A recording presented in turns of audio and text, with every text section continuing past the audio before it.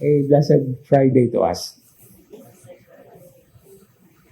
Today's gospel reading is a very sensitive issue, and I think, just as Jesus said, okay, what God has joined together, no Congress or government should put asunder. But there are so many different, dimensions into this. What I would like to share with you and to journey together as we continue to reflect this message of loving each other in the point of view of marriage is actually about love.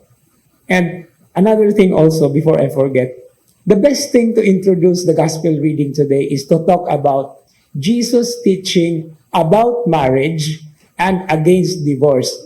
Because there are ways of saying this. No, kanabang haphazard kayo ba nga? What is the gospel today? The gospel today is about divorce. Because in grammar, when we use the word about, it has some positive sense or positive meaning. Meaning to say, it's allowed. But the gospel reading does not allow it. That's why it's a teaching about marriage and against divorce. With a capital A-G-A-I-N-S-T. Okay?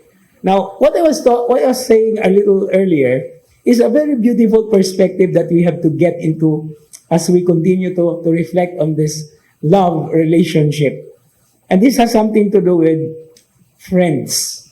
Today's verse reading is the section in the book of Sirach or Ecclesiasticus talking about friendship. And there is one line that says, there is another friend who becomes an enemy. In our language now, you understand what it is when you say frenemy, right? A friend and an enemy. Because a friend can possibly be an enemy, while an enemy is also possibly to become a friend. But what is the context here? Allow me to explore into the linguistic dynamics or perspective of the words.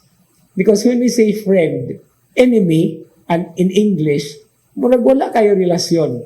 But if we go back to the Latin, the Italian, and the Spanish, at least these three languages, no? Friend is amicus. No? Ang lalaki amicus, ang babae amica. Latin. Ang Espanyol, natural, kabalutan na, amiga o amigo. No? Unya dayon, ang Italian, amico o amica. What is the root word of this? It's amo amare, which is love. So a friend is someone you love and who loves you in return. Although there are different levels of love as the Greek language would have us understand. No, there is the agape, there is the philos, no, the loving of between friends. But agape is the higher form of love, and there is what we call the eros, which is, of course, you know what eros is, no? Related to the word erotic or sensual. But this word amigo, the opposite of that is enemigo. No?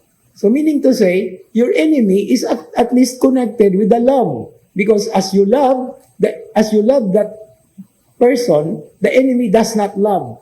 So I think this is where we have to take a look into Jesus' teaching that he said, love even your enemies. For after all, that's the gospel reading last Sunday, by the way. For after all, he or she who we do not like, who we do not love, is still created in the image and likeness of God. And whenever we see an enemy, there is the image of God. That's why to love the enemy is to respect, meaning to say, to take a second look, a deeper look into the person physically, because deep within each and every one of us is the image and likeness of God, the God that we have to love above all things.